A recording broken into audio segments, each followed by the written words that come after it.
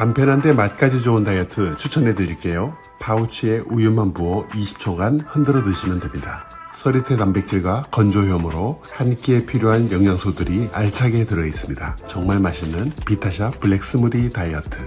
종횡무진이라는 말이 어울립니까? 아니면 정치권의 마당발? 목소리를 높이시는 분이 계십니다. 해안까지 있으니 한국 정치 제대로 가려면 이분 말씀 듣지 않고는 안 된다. 김진애 전 의원 모시고 오늘 특별 인터뷰 진행하겠습니다. 여러분 기대하셔도 좋습니다. 어서 오십시오. 네, 안녕하십니까. 야. 너무 그러시니까 이상한데 그냥 저한테는 그냥 진애 형님 이렇게 부르시면 됩니다. 진애 형님요? 누님도 아니고요. 왜 제가 누님이란 말 싫어하고요. 누님이라 부르면은 이제 특히 남자가 누나라고 부를 때는 뭔가 기대는 거예요. 그다음에 누님이라고 부를 땐 더 기대려고 그래. 네. 뭔가 뽑아내려고 들고. 그래서 제가 싫다고 그러니까 많이 그래도 저한테는 제가 그런 얘기를 하면 많이 진애 언니라고 부르시는 분도 있어요. 네. 근데 언니가 예전 고루 형님이라는 뜻이잖아요. 네. 근데 요거를 딱 끄집어낸 게 바로 최욱. 매불쇼의 최욱이 그 센스를 정확하게 뽑아서 요새 형님이라고 부르는데 사람들이 굉장히 좋아해요. 그래서 진애 형님이라고 부르면 오히려 사람들이 엄청나게 좋아합니다. 특히 우리 박진영. 제가 늘 형님이라고 부르고 있습니다. 알겠습니다. 이제 진애 형님으로 불러달라고 하는 이 특별 인터뷰에 동생 한 분이 나왔습니다. 박진영 교수 오셨습니다. 어서 오십시오. 네, 약방의 감초 진해 형님의 막내 동생 박진영입니다. 자, 네. 오늘은 저와 박진영 교수가 철저하게 보조자의 위치에서 김진애 형님 대선배님으로부터 우리가 어떤 이제 지혜를 얻어야 하는지 정치권 현안 가지고 따박따박 질문하고 좀 구체적으로 답변을 듣도록 하겠습니다. 네, 고맙습니다. 요즘 네. 스트레스가 많습니까? 아니면 좀 더 뭔가 좀 해소가 되는 것 같다. 윤석열 정권이 좀 무너지고 있다. 어떻다. 이제 이런 부분에 대해서 직감은 어떻습니까? 스트레스가 더 세지죠, 사실. 지금 예. 문제가 뭐냐면은 사실은 요번에 총선에 우리가 대승을 했잖아요. 그러니까 그런데 총선이 끝나고 나면은 뭔가가 풀릴 줄 알았거든요. 근데 풀리질 않으니까. 그러니까 지금 오히려 스트레스가 조금 높아지는 단계라고 생각을 하고요. 그 스트레스가 지금은 윤석열한테 분노가 있지만 조금 있으면 이재명 대표, 그다음에 조국 대표 이런 사람들한테 분노가 더 강해질 거라서 오히려 더 그래서 저도 스트레스를 더 많이 받고 있어요. 철옹성처럼 딱 쳐놓고 그 선을 넘어서면 뭐 지지율이 있든 없든 모르겠다. 난 내 갈 길 간다. 뭐 이러면서 눈 하나 깜짝하지 않고 요즘은 또 언론 브리핑 보고도 받지 않는다 그러고요. 뭐 너희들 마음대로 해봐. 난 이대로 계속 가. 라고 하는 이 윤석열 대통령의 태도를 보고 스트레스가 많이 쌓인다. 네. 근데 국민들은 지금 아무도 이제 기댈 데가 없으니까 끌어내릴 수도 없고 싸울 수도 없고 그래서 좀 야당이 좀 제대로 해주기를 엄청 바라고 있지 않습니까? 야당은 지금 잘하고 있습니까? 그러니까 너무 그렇게 세게 얘기하시면은 이제 곤란하고. 예, 예. 제가 이제 며칠 전에 저기를 했잖아요. 국정 브리핑이라는 걸 했는데 국정 브리핑을 이번이 4번째인가 5번째인가 했는데 한 40분을 얘기를 하고 그다음에 1시간 한 20분 정도를 기자회견을 했는데 제가 이번에 국정 브리핑을 보면서 제가 걱정이 된 건 뭐였냐면은 이분이 윤석열 대통령은 전혀 자기 성찰이 없어요. 그리고 오히려 지금 자기가 좀 신나하고 있는 것 같다는. 잘하고 있다라는 느낌. 잘하고 있다고 생각을 하는 것 같아요. 그리고 이게 뭐냐면은 이게 아마추어가 아니라 이게 왜냐면 선무당이 내가 이제 뭔가 국정을 좀 이제 파악을 하고 있는 것 같고 그다음에 전체 과정을 저기 하고 있는 것 같고 그다음에 총선에서 졌지만 지금 흔들림이 없이 이걸 가져가고 있고 그래서 오히려 자신감이 좀 붙어져 있는 것 같고 그다음에 나름대로 자기는 방어를 잘했다. 자, 최상병 특검 틀어막고 있다. 김건희 특검도 틀어막을 수 있다. 한동훈 조금 있으면 흔들 수 있다. 이런 것들이 다 있어서 자신감이 붙어져 있는 거고 그다음에는 뭐 일설에 의하면 요새 뭐 술도 잘 안 드신다 그러고 네. 국정이 너무 재밌어가지고 국정에 빠져 있다라는 얘기가 있는데 이럴 때가 더 위험하다는 생각이 들어서 좀 걱정은 좀 더 되고 있습니다. 그럼 국민 정서나 민심을 전혀 모르는 겁니까? 아니면 국민들이 좀 어리석기 때문에 내가 하고 있는 진심을 실제 사실을 잘 알지 못하고 있다. 뭐 이렇게 생각하시는 건가요? 어떤 겁니까? 어떻게 보실지는 모르겠는데 국민들은 아마 이러실 거예요. 첫 번째, 이제 우리가 계속 정해. 일단은 윤석열 개인 자체가 워낙이 학습 능력이 별로 없는 분이에요. 네. 그러니까 자아 성찰이 없으니까 자기 고집을 그대로 밀고 가는 게 한 가지. 그다음에 두 번째는 참모 얘기를 전혀 안 들어요. 그건 아시다시피 김태효가 나와가지고 딱 얘기하잖아요. 김태효가 뭐 뉴라이트 모른다. 모르면서 무관하다. 그건 뭐냐면 주변에서 그건 뭐냐면 참모가 모르면 가르쳐드리고 보고해드리고 그래야 되는데 참모들도 다 포기했다는 그런 거예요. 그래서 제가 보기에는 별로 배울 필요도 없다. 그다음에 본인이 생각하고 있는 위기라고 하는 거는 딱 저는 목적이 딱 있다고 생각해요. 다른 거에는 별로 관심이 없어요. 윤석열 보위, 김건희, 제가 먼저 하겠습니다. 김건희가 제일 먼저. 김건희를 지키기, 그다음에 윤석열을 지키기, 그다음에는 지금 차기 정권 재창출, 요거 세 개만 이른바 권력 게임에만 관심이 있기 때문에 그거를 잘하고 있다고 생각하지. 국정에 지금 뭐 의료 공백 때문에 어떤 고민을 갖고 있는지, 지금 이제 최상병 특검 때문에 얼마나 우리들 가슴 속에 녹아 있는지, 물가가 어떻게 되고 있는지, 그다음에 미국 대선이 돼서 어떻게 되는지 이런 거에 대한 거는 전혀 관심이 없다고 생각합니다. 그 좀 명쾌하게 좀 답변 좀 부탁드리면 70% 국민을 그럼 어떻게 봅니까? 본인을 저렇게 극렬하게 반대하는 70% 국민은 어떤 이제 존재입니까? 윤석열 대통령에게 관심 없는 거죠. 관심이 없는 겁니다. 저는 나의 그렇게 깊은 생각합니다. 속뜻을 모르는 사람들 뭐 이렇게 생각할 것 같고요. 네. 저는 이런 느낌 들어요. 왜냐면 윤석열 대통령이 개똥 철학 갖고 있다 이런 느낌 안 받았어요. 그렇습니다. 예를 들자면은 한미일 안보 동맹 이제까지 모든 대통령이 못했던 건 난 할 거야. 의대 정원 문제 역대 대통령 보수 진보 아무도 못했던 건 난 할 수 있어. 라는 자신감과의 그리고 또 개똥 철학 이것이 본인을 끌고 가는 하나의 힘이 아닌가 저는 그런 생각이 들어요. 몇 가지가 굉장히 강하게 보이는 게 이게 뭐냐면은 이번에 브리핑 할 때도 기자회견 할 때도 딱 하는 얘기가 제가 마치 리베로처럼 누구 하나를 해가지고 해외를 다니면서 최신의 문물을 좀 배우게 하게 와서 뭐 좀 하게 하고 싶다. 당신은 문제를 푸는 사람이 되고 싶은 거예요. 저는 글로벌하게 다니는 사람입니다. 첫 번째 한 가지. 두 번째는 국정이 여태까지 못 푼 거 물어볼 때마다 얘기해요. 여태까지 뭐 관심들이 없었지만 그런 거 못했지만 저는 풀 수 있습니다. 의료 대란 저는 풀겠습니다. 제가 풀 수 있습니다. 저출생 대책 제가 풀 수 있습니다. 그 대신 지금 당장의 문제를 푸는 게 아니라 다 미래를 보고 얘기한단 말이죠. 이렇게 얘기하는 게 이거 뭐냐면 자기는 역사적 사명을 띠고 태어났다. 실제 디테일이 이런 거가 있는 게요. 네. 그 중에서도 저건 뭐냐면은 여기에서 이게 있는 게 가령 우리가 일본에 대해서 왜 저렇게 저자세로 가느냐 우리가 이상하게 생각을 하잖아요. 이 사람의 머릿속에는 딱 이게 있습니다. 이건 아마 유시민 전 장관님이 나오시면 잘 얘기해 주실 것 같은데 이분은 그러니까 본인의 가장 선두가 되는 건 미국이에요. 그리고 바이든이었죠. 바이든한테 잘 보이면 모든 게 다 잘 될 거라고 생각을 합니다. 그러니까 바이든이 한미일 동맹에 대해서 앞으로도 한미일 동맹이 잘 되게끔 나가서 일본하고 잘 지내라. 이런 코드가 나와서 그것만 풀어주면은 미국 형님도 괜찮고 일본도 괜찮고 자기도 괜찮아진다. 이런 거에 대한 확고한 저는 믿음 같은 게 있다. 왜냐하면 잘 보이고 싶다라고 하는 게 그게 굉장히 크다고 생각을 합니다. 그러니까 이런 게 있기 때문에 굉장히 위험한 사람이죠. 우리가 이제 보통 싸구려 리더십 책이라든가 방송 이런 거 보면요. 뭐든지 결단하라. 지도자는 결단한다. 이런 이야기 많이 나오거든요.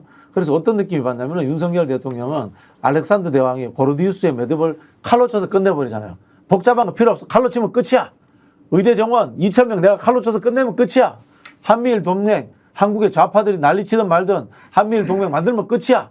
라는 있지 않습니까? 나는 결단력 하는 인간이다. 라는 있지 않습니까? 거기에 좀 빠져 있는 것 같아요. 제가 보기에는. 결단하는 인간. 자, 첫 번째 결단하는 인간. 두 번째 충성하는 인간. 충성하는 인간. 김건희에게 충성하는 인간. 나는 이거를 지킨다는 인간. 이거에 빠져 있는 사람이라는 거는 확실해 보입니다. 그 다음에는 그게 확실하게 있는 게 왜 처음에 그랬잖아요. 자기는 사람에게 사람에게 충성하지 않는다. 네. 근데 우리가 뭐 계속해서 얘기하지만은 검찰주의라고 얘기를 하는 게 저는 뭐 세 번째는 사실은 이거라고 생각하는 게 권력 플레이하는 게 이게 내가 해야 되는 일이다. 국정의 여러 가지 부분이나 이런 부분들은 참 뭐 장관이 하든 밑에 참모가 하든 그건 알아서 하고 나는 큰 권력을 창출을 하고 큰 문제에서 문제가 없게끔 얘기하고 이거 하는 게 내가 하는 일이지. 근데 이분이 검찰 내내 해왔던 일이 사실 그거거든요. 지난 몇십 년 동안에 계속해서 권력 정치만 해왔거든요. 그러면서 그 남의 뒤 봐주고 그다음 문제가 있으면은 캐가지고 문제를 삼고 이거를 해왔던 사람이기 때문에 그러니까 자기는 굉장히 잘하고 있다고 생각을 할 거예요. 거기다가 이제 하나를 더 하면은 뭐 사실은 이거는 김건희 여사가 워낙 권력에 관심이 있기 때문에 근데 이제 제가 재미없어 하는 건 이거죠. 그러려고 그러면 좀 큰 일을 해야 되는데 지금 그 세세한 전략을 짜는 건 저는 김건희 여사가 아닌가 하는 생각을 많이 합니다. 야, 근데 제가 지금 이제 쫄아 있다, 무너지고 있다, 뭐 이런 얘기를 한편에서는 듣고 있고 조금 전에 김진애 의원 말씀은 아니 자기는 오히려 당당하게 내가 잘하고 있다라고 확신에 차 있다는 거 아닙니까? 그러면 둘 중에 하나입니다. 확신에 차 있다는 것은 실제로 쫄아 있지만 남 앞에 쇼잉할 때 그렇게 보이는 게 있고 정말로 진심으로 확신에 차 있느냐. 요 질문을 드리면 후자 쪽이 가깝습니다. 윤석열 대통령. 아니 이게요. 타이밍을 잘 보셔야 되는 게 사실은 이제 지난번에 우리가 총선 때 저쪽에서 108석을 우리가 200석을 못 넘었으니까 그래도 우리가 뭐 192석을 이제 야권을 다 해가지고 했으면 우리가 좀 쫄겠지 이런 생각을 하는 게 우리 국민들 아니에요. 그렇지 않은 것 같아요. 제가 보면은 이건 뭐냐면은 안 쫄고 108석이야. 8석이나 왜냐하면 절대로 탄핵은 안 당해. 탄핵은 절대로 안 당해. 이것만 지키면은 탄핵은 절대로 안 당할 수 있다. 이 목적에서 저는 전혀 안 쫄았다는 생각을 하고요. 근데 처음에는 약간은 좀 이렇게 이거를 흔들리지 않게끔 그래서 이제 영수회담도 그래서 좀 했고 영수회담을 하면서 이재명 대표한테 딜도 좀 하려고 그랬잖아요. 앞으로 당신의 미래를 좀 문제가 없게 해주겠다. 뭐 이런 식의 얘기를 했는데 그렇게 하면서 약간 그리고 이제 뭐 약간 좀 이제 주변에 열어주고 뭐 이러는 거를 조금 보였는데 그게 아마도 용사 안에서 아마 유화파가 좀 있었을 거예요. 네. 그쪽으로 그러니까 그쪽으로 좀 가다가 그게 잘 안 되니까 그리고 그러니까 본인한테 또 안 맞는 거예요. 굉장히 어색해하고 막 이러는 게 보이더라. 그러니까 그러고 난 다음에는 이제 마카파로 가니까 마카파로 가고 나서 마카파로 가면서 이제 한동훈 이제 절대로 못 되게 하려고 그냥 한동훈 절대로 못 되게 하려고 그랬으면 제가 왜냐하면 그럴 때는 또 우리가 다시 좀 쫄 줄 알았잖아요. 네. 안 쫄잖아요. 처음에 약간 쪼는 척하고 유화적인 거 조금 하더니 딱 한 거 보세요. 몇 번 이렇게 해보다가 한동훈 뭐 하고 또 쓰러지고 뭐 하고 쓰러지고 그러니까 이제 막 가잖아요. 그 정진석 비서실장 들어오고 홍철호 수석 들어오고 그런 분위기가 좀 만들어진 것 같다는 생각이 드네요. 네. 그 전에 이제 이른바 이관섭, 한호섭, 이 섭섭 브라더스의 정책 조언하던 사람들이 사라지고 전형적인 이제 술자리 정부하던 사람들이잖아요. 정진석, 홍철호 두 사람이 뭐 둘 다 술 좋아하시는 분들이고 정치권에서 술자리에서 이렇게 분위기 어허해서 형님 동생 해서 어울렁더울렁 정치하시던 분들인데 그런 사람들이 딱 대통령실에 포진되니까 의원님 말씀하신 그런 분위기로 확 바뀌고 더 이 마음이 편해졌다. 뭐 이런 해석도 가능할까요? 그러게 이제 딱 총선이 끝나고 나서 한 거는 민정수석 만들고 네. 그다음에 이제 그 검찰 딱 누르고 자기 라인으로 다 바꾸고 이렇게 해가지고 일단은 딱 지키려고 하는 분위기로 딱 갔잖아요. 자, 그거 성공했다는 거 딱 본인이 알지 않았습니까? 그러고 나서 그 다음에는 이제 한동훈만 자르면 되는데 그게 또 실패를 했어요. 그러고 난 다음에 정진석 놔두고 뭐 이런 것뿐만이 아니라 그 다음에 어떻게 할까 하다가 제가 보기에는 8.15쯤 돼가지고 왜냐하면 우리가 다 같이 이제는 좀 유화적인 거로 갈 거야. 그런데 뭡니까? 국립기념관장 갖다가 네. 만들어놨죠. 그다음에 반국가 세력 가지고 얘기하죠. 이러면서 막 세게 나가지 않습니까? 거기서 저는 왜냐하면 이거를 봤습니다. 김용현을 앉혀놓은 거. 그다음에 지금 이제 안보 라인을 다 바꿨잖아요. 네. 안보 라인을 다 바꾸면서 그 안보 라인을 다 바꿨다는 얘기는 뭐냐 하면은 김태효가 실세라는 거를 인정을 해줬다는 뜻 아니에요. 그러니까 저는 지금 이렇게 봅니다. 3K 김건희 플러스 김태효 그다음에 김용현 이 셋이서 심기 관리와 향후의 여러 가지 전략을 다 짜면서 그게 본인한테 맞는 옷이라고 생각이 되고 요새는 오히려 굉장히 편안하다는 거로 보입니다. 상김시대나요? 그러니까 이제 막 달려도 이제 된다. 너희들이 절대로 나를 어떻게 할 수 없다라는 이제 확신에 찼다는 전제로 제가 이제 질문을 드리면 최근에 우리 유튜브 하면 유튜브 조회수가 예전만 못합니다. 많이 떨어져 있죠. 총선 때보다 떨어지죠. 오늘 말씀을 드리니까 이런 생각이 듭니다. 이미 국민들은 알고 있는 거예요.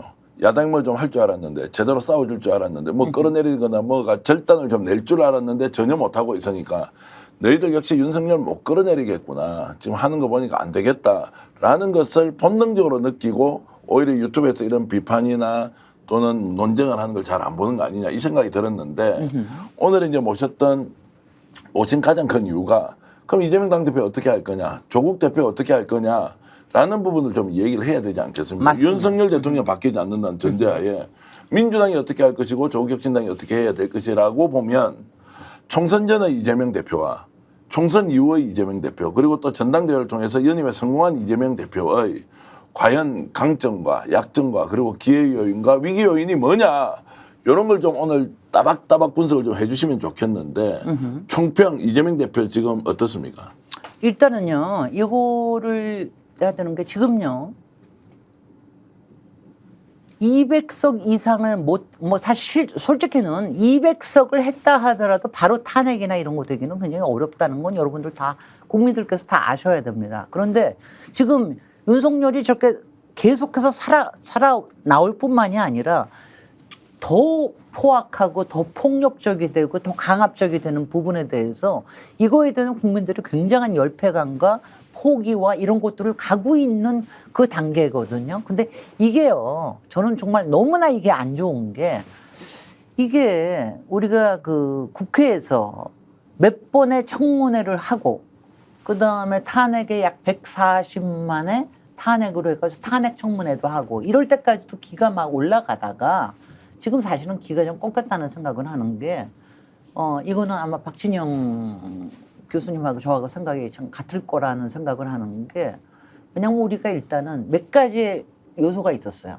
하나는 전당대회가 진행이 됐습니다. 한동훈 전당대회, 그다음에 이쪽에서는 이재명 전당대회 이러면서 솔직히는 정치에는 약간의 공백이 좀 생겼습니다. 그거를 국회가 차고 들어갔었는데 국회에서는 계속해서 공전하는 모습만 보인단 말이에요. 더 이상 차고 들어가지 못한단 말이죠. 그래서 사실은 저도 굉장히 생각을 했던 건 뭐냐면은 지금 저 이재명 대표가 8월 17일 날 겨우 대표가 됐잖아요. 사실은 지난번에 청문회 끝나고 그다음에 그 이후에 국정조사로 저는 8월 15일 이후에는 바로 들어갔어야 된다고 생각을 하는데 네. 이거를 못했단 말이죠. 그리고 이걸 못하니까 이게 그 이후로 차고 들어가지 못한다는 게 이게 굉장히 문제라고 생각을 해요. 그래서 지금부터가 사실은 이제 여기에서의 공백이 좀 생겼다고 하는 이 부분을 잘 차고 가서 이제 찬바람이 불면은 뭐가 좀 생길 수 있다라는 거를 국민들한테 이렇게 좀 기대를 올려줘야 되는 게 그게 분명히 있습니다. 근데 그 대신 지금 당장 끌어내릴 수 없다라는 건 국민들도 잘 이해를 하고 계세요. 근데 이게 뭔가 될까 말까 하는 그다음에 이른바 스모킹 건이라고 하는 마지막에 스모킹 건이라고 하는 거를 딱 차고 나올 수 있다라는 거를 국민들이 믿을 수 있게끔 해줘야 되거든요. 그런데 제가 지금 걱정하고 제가 지금도 오늘도 나와서 제가 조금은 요새 자청하고 요새 이렇게 요새 여기저기 정치적인 발언을 좀 하게 되는 이유 네, 중에 예. 하나가 아니 왜냐하면 쓸데없는데 에너지를 너무 많이 쓰고 있다라는 생각을 정치 일상으로 제가 많이 돌아오려고 한다. 네. 지금 비상 상황인데 뭐 그런 거죠. 의원님 맞습니다. 말씀하시는 게. 네. 아니 뭐 저기 지방선거에 호남에 보궐선거 공천하는 게 뭐 중요합니까? 솔직히 말씀드려가지고 네. 지금 윤석열 정부를 빨리 끝장내는 게 중요하지. 이렇게 지금 우리 국민들이라든가 유튜브 보는 시청자들은 생각하고 있거든요. 이거 보세요. 제가 사실은 좀 그 얘기를 좀 하고 싶어서 오늘 뭐 이거 네, 여기도 좀 하고 싶었는데 솔직히 저도 지난 한 달 동안에 좀 이것저것 얘기를 했지만 저도 이재명 대표의 2기 리더십이라고 하는 게 굉장히 중요했기 때문에 저도 전당대회에서 굉장히 여러 가지 목소리를 내고 그랬습니다. 근데 이제 아주 잘 짜여지긴 잘 짜여졌어요. 근데 그 와중에 그러고 난 다음에 중요한 것들을 지금 잃어버리고 있어요. 잃어버린다는 게 뭐냐. 국민들이 원하는 게 뭐냐. 근데 지금 바로 국민들이 원하는 건 이재명 대표한테는 자, 그 스모킹건을 찾아라. 그 다음에 중요한 임계점을 향해 달리는 거를 제대로 달리고 있느냐. 그 다음에는 민생에 관련된 것도 물론 그렇지만 이제 국회에서 하는 부분에 정확하게 정말 그걸 보고 뭐라 트리거가 될 만한 것들을 제대로 찾고 있느냐 이 부분에 있는데 거기에서 약간 김이 빠지는 것 같단 말이죠. 네. 근데 그 김이 빠지는 것 중에 하나가 10월 보궐선거가 되고 있습니다. 지금 여기에서도 이제 제가 조국 혁신당에 대해서 제가 최근에 아니 왜 쓸데없는데 에너지 빼느냐 뭐 이러고서 제가 좀 비판을 했더니 저도 많이 비판도 받고 좀 그랬는데 그게 뭐냐면은 제가 오늘도 좀 얘기를 좀 그걸 계속해서 해야 되겠는데 조국 대표님한테는 특히 제가 좀 얘기를 드리고 싶습니다. 조국 혁신당 왜냐하면 제가 이 얘기를 자신 있게 얘기를 드릴 수 있는 게 뭐냐면은 다른 여러 반대가 있음에도 불구하고 제가 지난 총선에서 조국 혁신당이 나오는 거를 제가 굉장히 독려도 하고 조국 혁신당이 나와야 우리가 제대로 이길 수 있다라고 굉장히 강력하게 주장을 해서 그때는 제가 비판도 받고 그랬습니다. 네. 그런데 지금 하고 있는 게 뭐냐면은요. 왜 쓸데없는 거에 목을 맵니까?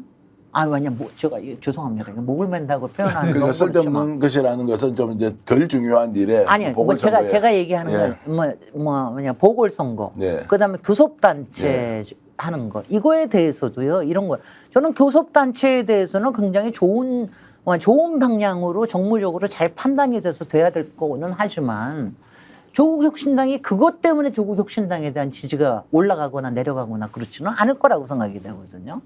그다음에 그 보궐선거에 지금 여러 가지 보궐선거에 벌써 뭐 호남과 영남과 뭐 인천과 이런 데 낸다 뭐 이런 얘기를 하는데 왜냐하면 제가 특히 이거에 대해서 제가 가졌던 정치적인 경험 때문에 제가 열린민주당 출신 아닙니까?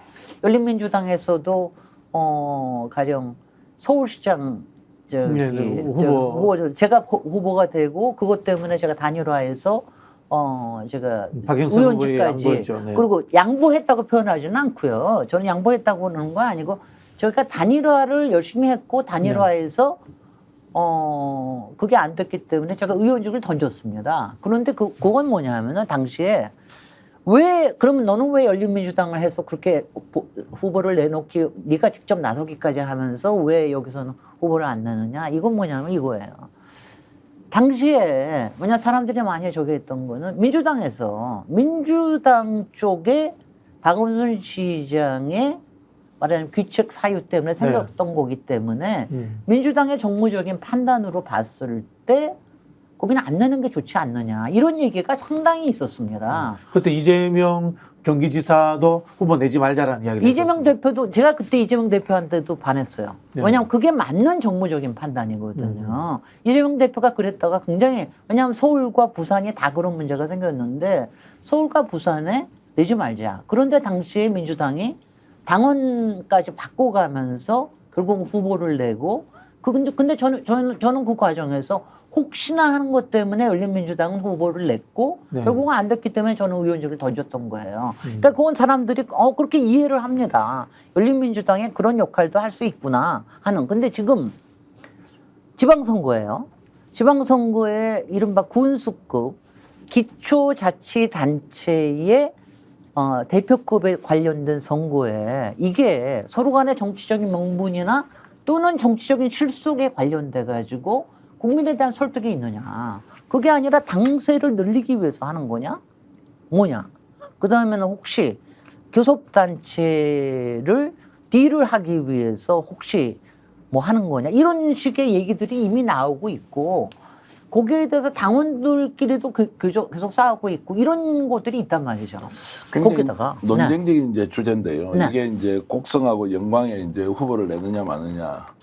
물론 지금 하신 말씀은 조국혁신당이 민주당 이재명 대표가 뭔가 윤석열 대통령과 대책점을 세우고 국민들이 기대하는 뭔가 증거를 좀 보여줘야 하는데 그거 못 보여주는 것은 그것대로 방법을 찾고 호남이라는 지역의 특성상 워낙 기초단체장의 수준이 떨어지니까 지금까지 오히려 인물 경쟁을 통해서 제대로 좀 호남에서 괜찮은 사람 만들어보자. 그러면 조국혁신당이 나오고 민주당도 좋은 사람 찾지 않겠느냐라고 하는 것을 약간 하위 개념으로 보면 정당에서 뭐 선거가 있으면 후보 내는 거고 더 큰 일은 더 큰 일대로 주도하는 것이고 이렇게 병립할 수는 없습니까? 아니요. 물론 그렇게 병립할 수 있죠. 만약 병립할 수 있으면 병립하려면 그것에 대해서 서로 간에 토의가 되고 서로 간에 양해가 되고 이런 게 좀 있어야 된단 말이죠. 근데 그런 게 없이 두 분이 만나시는 모습은 상당히 있었지만 뭐 그런 부분에서 여태까지 무슨 논의라든가 그런 게 없었단 말이죠.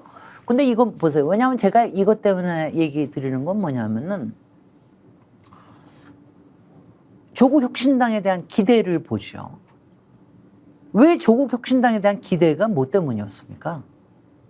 민주당과 손잡고 끌어내리는데 제일 앞장서겠다 뭐 이런 거 아니에요? 3년은 너무 길다. 예. 검찰 개혁하겠다. 이 부분 아니었습니까? 거기에서 지금 보여주는 게 어떤 거냐라는 게 한 가지고요. 그다음에 두 번째는 솔직히 제가 조국혁신당에 대해서 얘기를 드리면은요 이렇습니다. 이것도 제가 열린민주당에 대한 이른바 경험 경험에서 때문에 생긴 네. 건데 열린민주당에 대해서는 민주당에서 별로 저기를 안 했어요. 무시했죠, 솔직히. 무시하고 밟았고 그랬습니다. 네, 네, 그 네. 이유가 뭐냐? 대선 후보가 없었기 때문이에요. 네, 네, 네. 대선 후보가 없었기. 근데 조국혁신당은 뭡니까? 가능한 대선 후보가 딱 있단 말이죠. 네. 그리고 그것 때문에 조국혁신당이 만들어졌고 지금 당장 이른바 사법 리스크 때문에 그게 당장 실현이 안 될지는 모르지만 그것 때문에 잠재적인 경쟁 상대로 지금 항상 그 잠재적인 경쟁 상대로 보는 부분들이 있단 말이죠.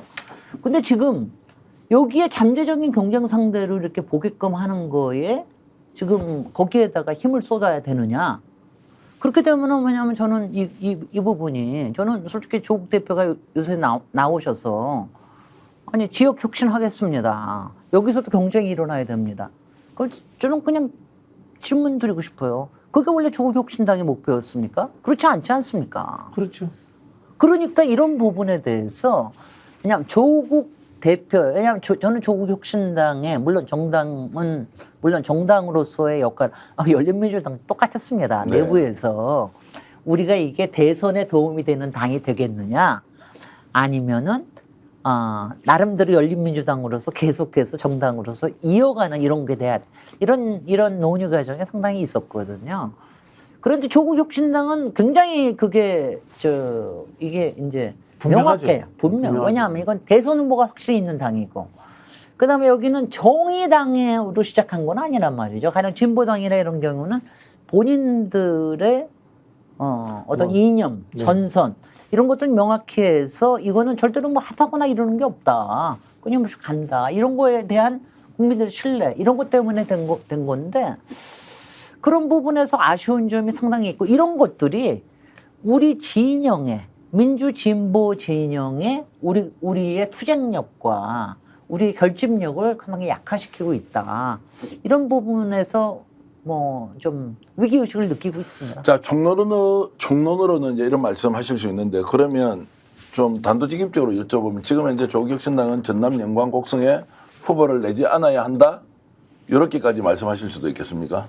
그럼 저는 후보를 내지 말아야 한다가 아니라 관심 꺼야 한다. 이게 왜냐면요. 자, 이 곡성 지금 보궐선거가 있습니다. 제가 곡성 말로 말씀드릴게요. 무엇이 중헌디? 맞습니다. 무엇이 중헌디?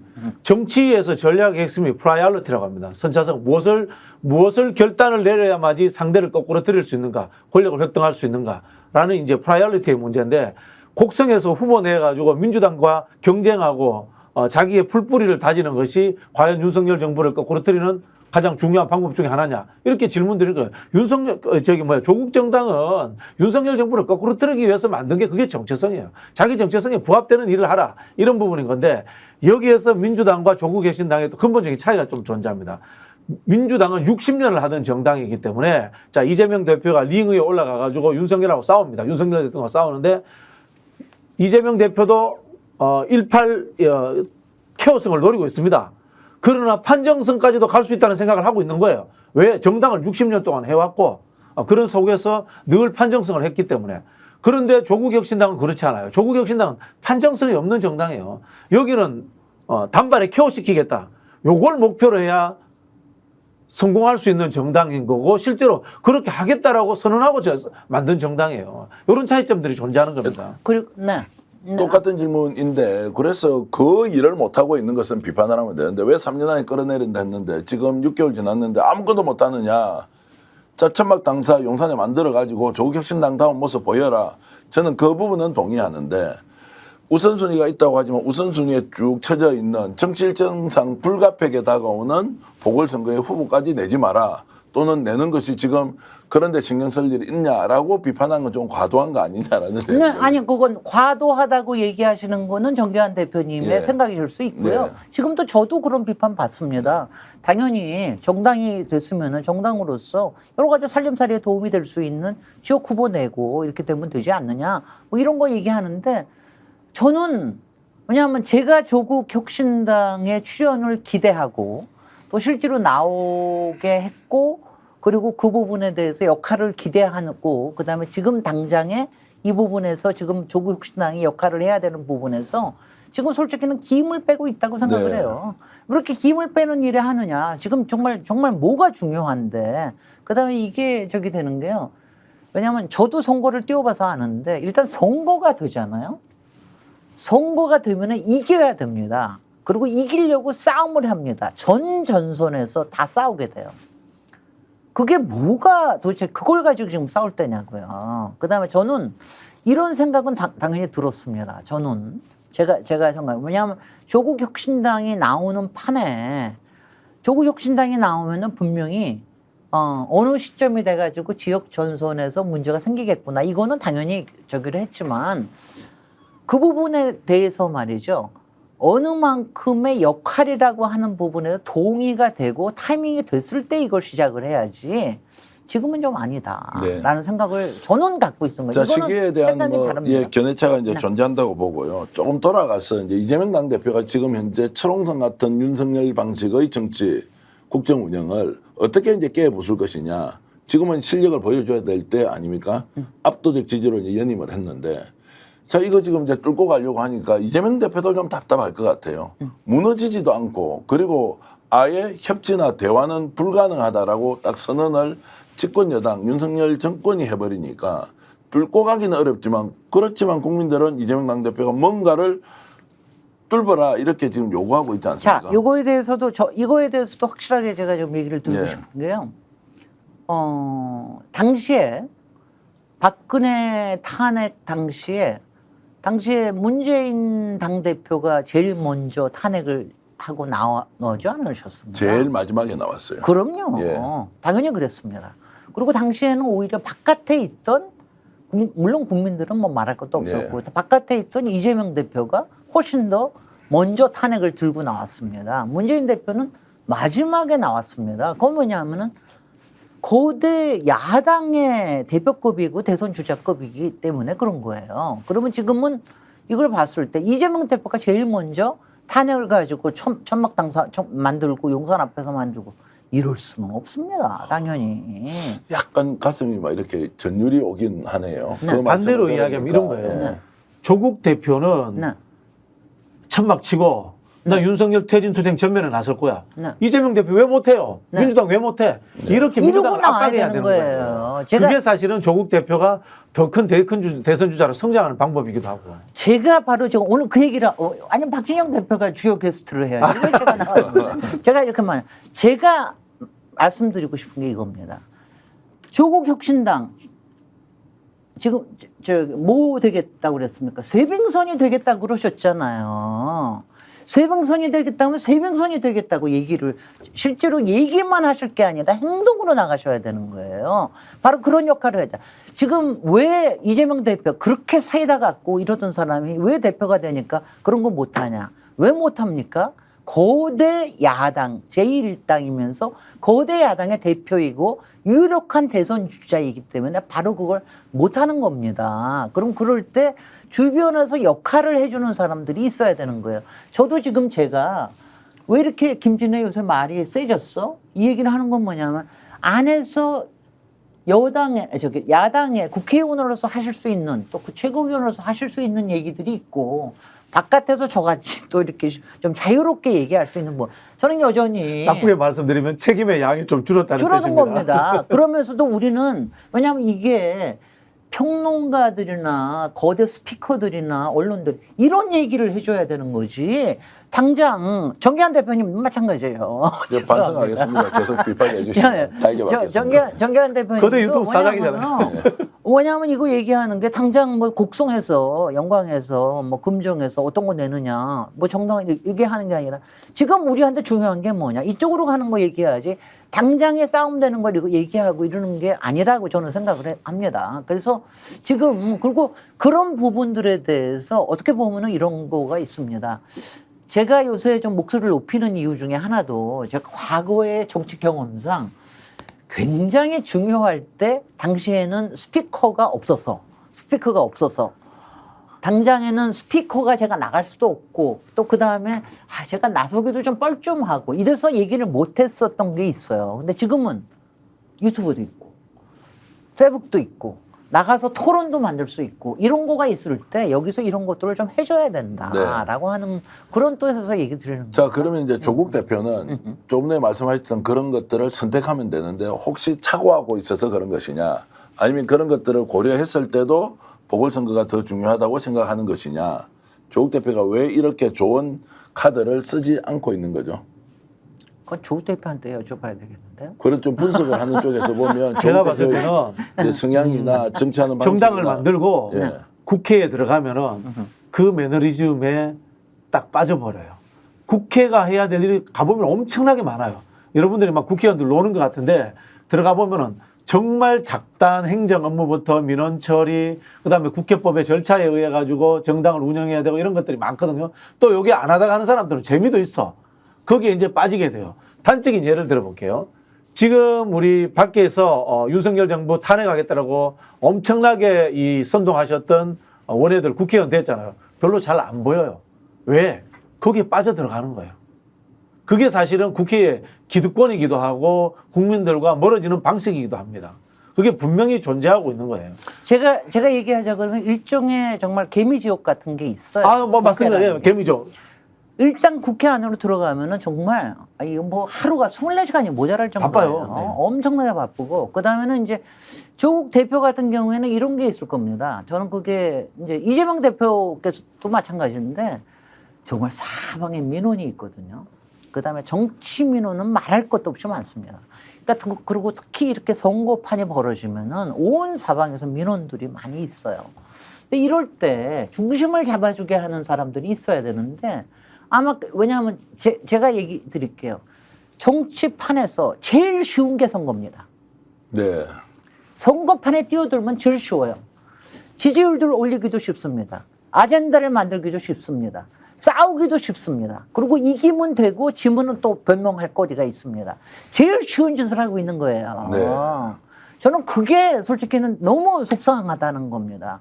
왜 그 쉬운 짓에 빠져듭니까? 왜냐하면 조국 혁신당에는 인재도 모여 있어요. 왜냐하면 제가 며칠 전에도 신장식 위원님이 나오셔서 뭐 여러 가지 교섭단체 얘기하시고 뭐 운운하면서 얘기하시고 그러는데 신장식 위원님이 마셔서 이제부터 나가서 월세살이 하겠습니다. 곡성하고 영광에 가서 월세살이 하겠다는 그림 잡히죠. 워딩 잡히죠.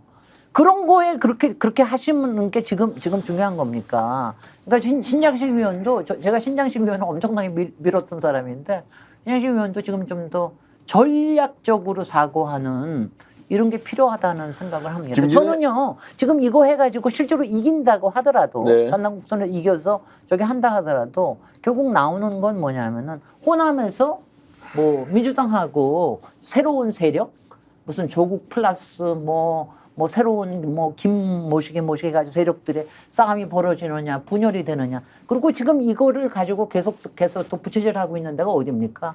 바로 용산 아닙니까? 용산 이거 가지고 분란에 저기를 하고 있어요. 그러니까 그런데 왜 말려 들어가느냐? 저는 이기지도 못하고 네. 상처만 받을 거라고 봐요. 이게 신장식 의원이라든가 지금 조국 혁신당 하시는 분들이 호남에서의 조직 논리라든가 정당의 뿌리 이런 거 잘 모르시는 것 같은데요. 민주당이 호남 기반으로 60년 한 정당이에요. 그게 그렇게 쉽게 무너지지 않아요. 불만이 있다고 해서. 물론 저는 혁신되어야 된다고 보지만은. 네.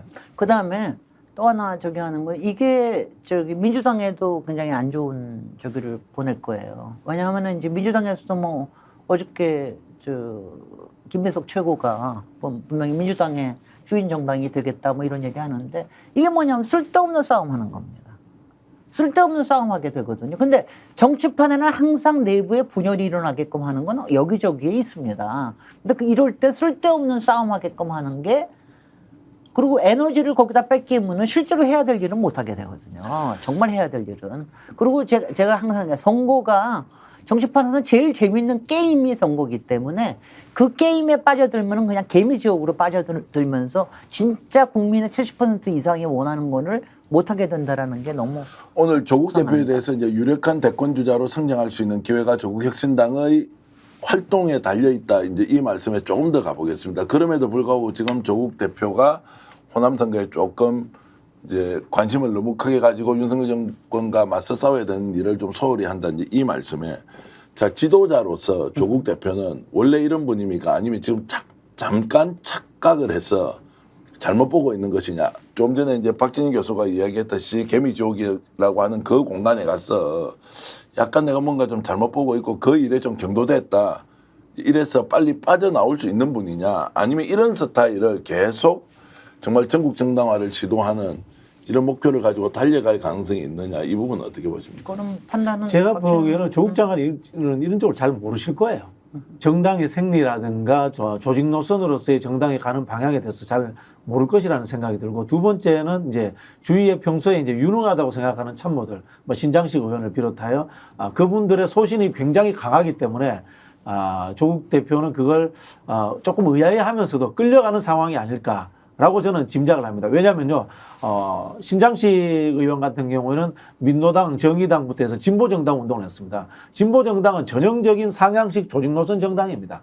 풀뿌리에서부터 시작하는 이게 당의 정체성처럼 생각하는 경향들이 분명히 있어요. 그런 부분에서 저는 굉장히 그 부분에 대해서 소신과 본인이 주장하는 바를 실천해서 한번 만들어 보겠다. 작은 모델을. 이런 저는 목표의식이 분명하다는 생각이 들고요. 그리고 민주당 내에서 호남에서 정치하시다가 조국 혁신당에 가신 분들은 호남의 기득권들에 의해서 본인의 정치적 진출이라든가 정치 혁신이 밟힌 것들 또는 뭐 이렇게 기득권에 의해서 내쳐진 상황들을 많이 겪었을 겁니다. 이것들을 한번 극복해 보고 싶다. 라는 하나 이런 꿈을 가지고 있을 겁니다. 그것도 굉장히 소중하고 의미 있는 꿈들입니다. 신장식 의원도 꿈도 소중하고 의미 있습니다만은 조국 대표와 조국 혁신당이라는 당의 창당 정신에 비교하자면 요거는 범주 자체가 굉장히 좀 떨어지는 하위 범주의 문제의식이다. 이 말씀 드리고 싶습니다. 김진애 전 의원님이 갖고 있는 이런 이제 정치적 네트워크 또 관계 이런 걸 보면 이 정도 내용은 조국 대표한테 직접 조언을 좀 하실 수도 있는 거 아닙니까? 굉장히 중요한 정무적 판단이 될 것 같고 지금 안 그래도 좀 사그라드는 이런 분위기를 다시 끌어올리는데 정말 중요한 계기가 될 것 같은데요. 네. 그렇게 좀 뭐 제가 개인적으로 뭐 얘기 드릴 사안이나 이런 거는 아니고요. 그리고 뭐 이런 부분들에 대해서는 하여튼 정치권이 좀 들끓어야 돼요. 제가 솔직히 제가 지난주에 뭐 다른 인터뷰에서 이런 얘기를 하고 많이 비판을 받고 아마 이 인터뷰 나가고 나면 또 뭐 비판을 받고 뭐 그럴지도 모르지만 이런 얘기들이 좀 전해지고 그다음에 이런 거예요. 저는 뭐냐면 이제 이렇습니다. 저는 이제 조국 대표에 대해서는 제가 이제 그 몇 가지 시나리오를 가지고 계시잖아요. 뭐 탄핵에 대한 얘기도 있고, 그 다음에는 이제 뭐 개헌에 대한 얘기도 있고, 무슨 뭐 하야에 대한 얘기도 여러 있지만, 만약 그런 걸 한다 그러면은 솔직히 개헌이 됐든 어떻게 됐든 간에 그런 시나리오는 어떻게 되고 있는 것이냐.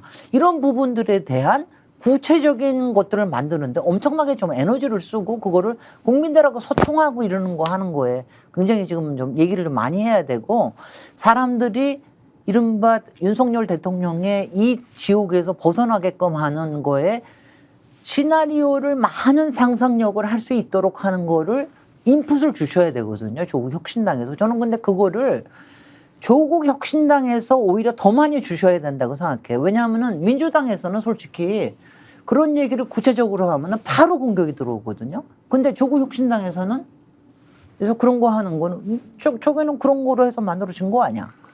이런 거에 대한 납득이 되죠. 오늘 특집 인터뷰가 이제 조국 역할론, 조국 혁신당의 대표로서 조국 정치인 조국의 역할론이 매우 중요한데 그것을 지금 못하고 있다. 이것을 민주당과 동렬에 놔놓고 민주당 왜 못하느냐, 조국 혁신당 왜 못하느냐 이런 문제가 아니라는 걸로 저도 이제 충분히 이해를 하겠고요. 네. 그럼 지금부터 조국 대표 이제 어떻게 하면 됩니까? 제가 보기에는 이런 것 같아요. 지금 윤석열의 거부권, 그 다음에 범야권이 200석을 가지지 못했다는 한계, 요 두 개의 발목 잡혀가지고 윤석열 정부를 끝장나가겠다고 했던 조국 혁신당의 창당 목표가 지금 잘 실현 불가능한 상황처럼 보이고 있어요. 사실 이 부분에 있어서는 민주당도 더 큰 책임이 있습니다. 이 돌파하는 묘수를 찾아내야 돼요. 저는 그래서 저 의원님 이제 국회의원을 해보셔서 저는 의원을 못 해봤으니까 제가 진짜 이거 여쭤보고 싶은 것 중에 하나가 왜 국정조사 안 합니까 지금 상황에서? 맞아요. 저 이거 답답해 죽겠어요 볼 때마다. 저는 이런 겁니다. 조국 혁신당에서, 그러니까 그거는 그런 교섭단체가 없어서 그렇다 이럴지만 그러지 말고요. 민주당도 마찬가지예요. 조국 혁신당이나 이런 쪽에서도 국정조사를 해야 된다라고 하는 부분들에 대해서 강렬하게 정말 그냥 국회 안에서 앞에서 뭘 해가지고 해야 돼요. 그다음에 이런 것도 저는 합니다. 왜냐하면 만약 우리가 대표 나중에 뭐가 되려고 그러면은 개혁신당하고도 뭔가를 같이 해야 되잖아요. 해야죠. 네. 그러면은 조국 당에서 조국 대표 개혁신당에 지금 대표 이준석 대표하고 토론하자. 토론해가지고 작은 정당끼리의 토론 방송에서 하려고 그러면 얼마나 좋아하겠어요. 토론해가지고 이런 부분들에 얘기해서 지금 보고 있으면 이준석 대표는 계속해서 도망다니고 있잖아요. 얘기할 때 필요할 때 싹 튀어나왔다. 그다음에 도망다니고. 자기가 여권인지 야권인지 뭐에 대해서 그런 거 필요한 것만 하잖아요. 이럴 때는 조국 대표가 나서셔야 됩니다. 그래서 토론하자. 그럼 뭐 해가지고 토론 안 하면 페북에도 얘기를 하고 그거 가지고 또 저쪽에서 얘기 나오게 하고. 그러니까 지금 보고 있으면 다들 왜냐하면 이거예요.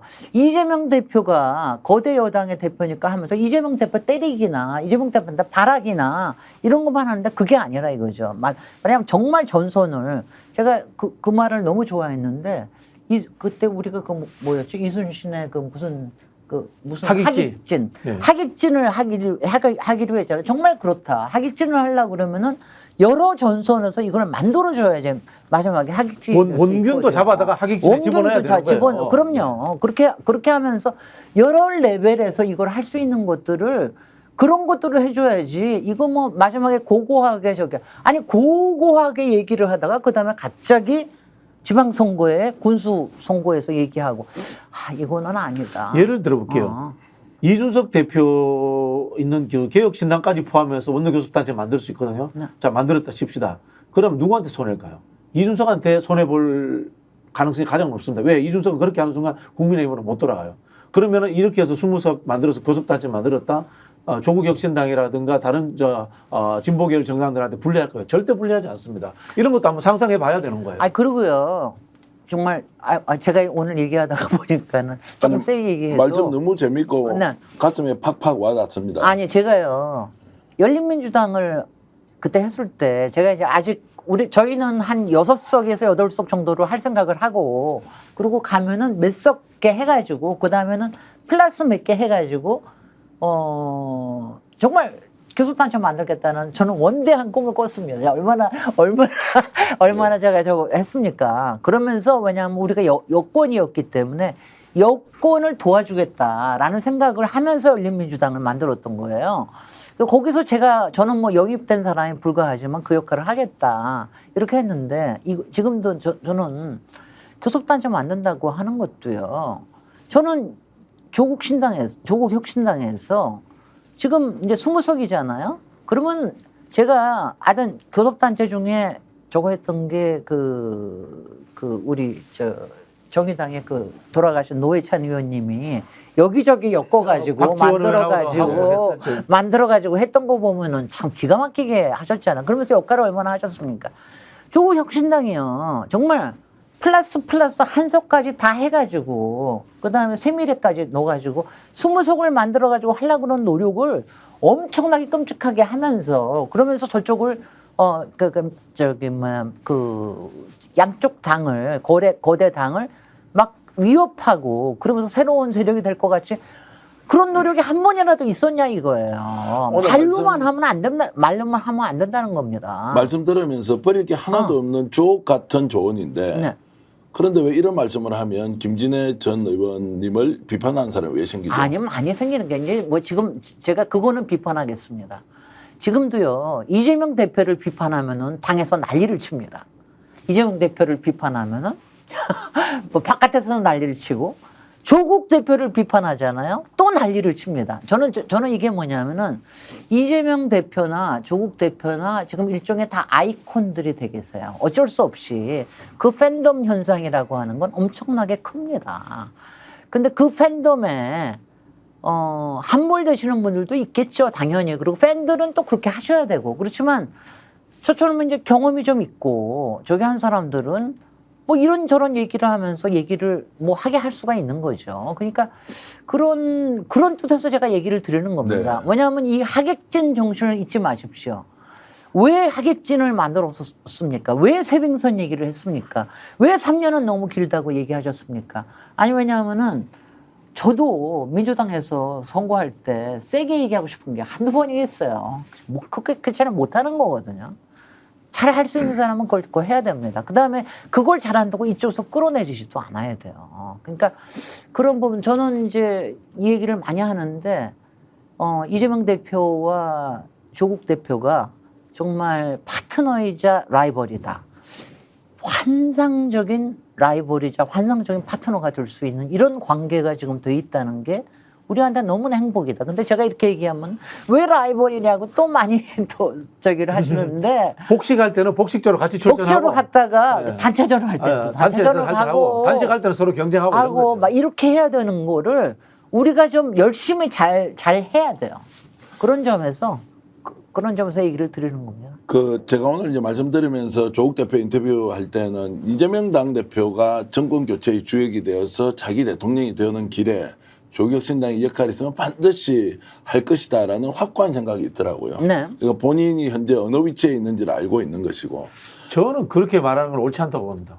그것은 이제 공석이든 사석이든 저는 그렇게 해석을 하고 있습니다. 그게 이제 그렇게 말을 했다기보다는 그만큼 민주당이 맏형으로서 이재명 대표를 중심으로 정권 교체를 반드시 해야 한다. 거기에서 뭐 조금이라도 조국 혁신당이 그 정권 교체에 부담이 된다가 이런 거는 절대 아니다라는 것을 이제 얘기를 했던 게 있고 박 교수가 이제 이야기했던 것 중에 하나가 박진영 교수가 조국 대표는 유력한 대권 주자이기 때문에 이 포지션을 계속 가지고 있는 것이 정치 발전에 상당히 도움이 될 것이다라고 또 사석에서 얘기를 했고 김진애 의원께서 오늘 하시는 말씀은 쉐빙선으로서 제 역할만 하면 판을 엄청 키울 수 있다 조국 혁신당이 이제 이 말씀도 저는 괴를 같이 하는데 누군가 이것을 이제 매듭을 풀어주는 역할이 좀 필요하다는 생각은 이걸 쉽게 풀 수 있는 사람이 결국 조국 장관이에요. 조국 네. 대표예요. 조국 대표라고 보는 게 저는 조국 대표가 이재명 대표와 연대해서 윤석열 정부를 끌어내려야 되겠다라는 것에 대해서 늘 말씀하셔야 된다고 보고요. 그리고 잠재적으로 나는 어떻게 보면은 이재명 대표보다 더 인기 있는 정치인이 되고 싶어 라는 생각도 당연히 가져야 됩니다. 이거는 정치인의 기본적인 자세라고 봅니다. 그런 생각을 가져야 되고 그리고 민주당과 협력하고 압박하는 다양한 이 쇄빙선 정당으로서의 아이디어를 내놔야 돼요. 네. 민주당은 극단적으로 보면 나쁠 때 살찐 공룡이에요. 살이 쪄가지고 옆에서 찔러도 바늘이 어디서 찔리는지도 잘 몰라요. 이럴 수밖에 없어요. 숫자도 많고. 그런데 조국 정당 굉장히 민감하단 말이야. 숫자도 적고. 그런 상황이었어요. 본인들이 역할을 해줘야 되는 거예요. 대표적으로 제가 아까 의원님한테도 여쭈었던 이 국정조사 문제인데 실제로 박근혜 탄핵은 특검이 한 게 아니고 국정조사에서부터 시작을 한 거거든요. 근데 지금 저는 이 범야권이 국정조사를 안 하고 계속 특검에 목매달하는 것이 어떤 느낌이 드냐면은 본인들이 윤석열 정부의 약점을 하나하나씩 집어내가지고 트리거를 찾아내고 할 실력이 없으니까 특검이라는 특별 검사한테 맡기려고 하는 것인가 아닌가라는 저는 그런 의심까지 들어요. 아이고, 밖에 놀랍게도 세게 얘기하시는데 하여튼 국정조사는 필요합니다. 국정조사를 하면 저는 국정조사에서 이것들을 만들어낼 수 있는 의원들의 역량은 충분하다고 생각을 지금 하고요. 잘하는 사람도 있습니다. 네. 그리고 이거를 만들어내겠고, 아니 뭐냐, 근데 벌써 이제 시간이 지금 뭐냐면은 이제 저 국정조사가 저기 하려면 정기국회가 시작되는 게 얼마 안 남았잖아요. 그런데 지금 단계에서 이거를 만들어내게 하게끔 하는 게 지금 가장 중요한 일이고, 이거를 조국 혁신당에서 이거 왜 너는 민주당에 있으면서 이렇게 하냐 이러지 말고 조국 혁신당의 역할을 제가 아주 강하게 기대를 하지 않을 수가 없습니다. 그만큼 시기적으로 보면 중요한 때가 왔고 조국 대표가 나서면 뭔가 막혀있는 이런 그 막혀있는 공간을 뻥 뚫어줄 수 있는 이제 에너지가 조국 혁신당에 충분히 있다고 이제 말씀 주셨는데 시청자 여러분 오늘 어떻습니까? 그래도 길이 보이지 않습니까? 각자 역할이 있다. 오늘 이렇게 두 분 조언해 주시는 내용을 보면 더 좋은 지도자가 더 좋은 정치를 구현해 달라. 그리고 국민들이 진짜 바라는 것은 이 시기에 바로 이런 것이다라는 것을 정확하게 좀 이렇게 말씀 주셔서 고맙습니다. 아니 그리고요. 제가 마지막으로 제가 조국 대표님께 특히 말씀을 드릴 건 뭐냐면은 지금 이재명 대표의 이른바 사법 리스크 이게 이제 10월 말에서 11월 달로 돼 있습니다. 조국 대표는 더 이제 만약 일어난다라 그러면 더 저기 하는데요. 지금 이 시간이 몇 달이 안 남았습니다. 2-3달밖에 안 남았어요. 이 과정에서 어떤 모습을 보여주시느냐 하는 게 조국 대표가 총선에서 뭐 여러 가지 제기했던 모습 이상의 모습을 보여주는 게 이 시간에 굉장히 중요한 일이고 이게 국민에 대한 희망이고 그다음에 조국 혁신당에 대한 희망 제가 죄송합니다만 조국 혁신당보다는 조국 대표의 이게 훨씬 더 크다는 걸 아셔야 돼요. 그래서 조국 대표를 키우고 그리고 국민들에게 희망을 주는데 굉장히 중요하다는 말씀을 제가 꼭 드리고 싶고요. 주변에서 이른바 정당을 꾸려가면서 일어나고 있는 여러 가지 문제들, 국회에서 일어나고 있는 문제들을 약간은 벗어나셔서 어떤 전략을 지금 꾸리셔야 되는가 이 부분에 대해서 심사숙고해 주시기 바랍니다. 오늘 김진애 전 의원을 통해서 바라본 해안 그리고 지혜 그리고 길이 있다는 그 희망을 충분히 느꼈습니다. 특집 인터뷰에 이렇게 응해 주셔서 너무 고맙고요. 네. 기회를 또 주시면 다음에 여러분들께 명쾌한 얘기 함께 나누겠습니다. 오늘 김진애 전 의원, 박진영 교수와 함께했던 특집 인터뷰 모두 마치겠습니다. 시청자 여러분 고맙습니다. 고맙습니다. 아니 왜 아직도 3년간 같은 통신사 인터넷 계속 쓰고 계세요? 인터넷 가입 시 48만원 무슨 변경 시 추가 혜택이 주어집니다. 인터넷 비교를 통해 인터넷 가입하고 지인에게 홍보해주세요. 본인 추천을 통해 가입한다면 5만원이 추가로 지급됩니다. 지금 홍보에 인터넷 비교원 검색 후 3초만에 감동 행복 비교해보세요. 인터넷 비교원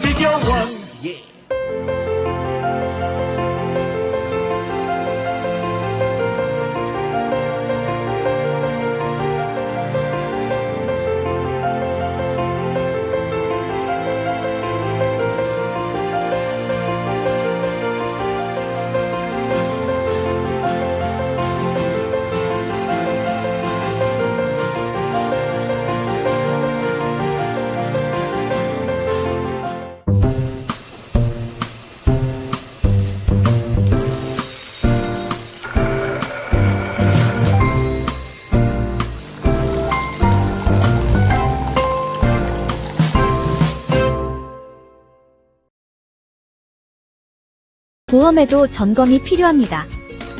요즘 경기가 어려워서 보험료 내는 것도 부담스럽죠. 보험료는 줄이고 보장은 넓게. 건강보험도 자동차 보험도 나에게 맞춤 보장. 믿을 수 있는 보험 전문가들. 믿을 수 있다 더 착한 보험. 본 광고는 손해보험 광고 심의 기준을 준수하였으며 유효 기간은 심의 결과 통보일로부터 1년입니다. 스픽스가 말하는 언론입니다. 대세는 유튜브, 그중에서 스픽스. 좋아요, 댓글, 구독, 알림 설정. 여러분이 저희를 사랑해 주시고 우리가 여러분을 사랑하는 4가지 방법입니다.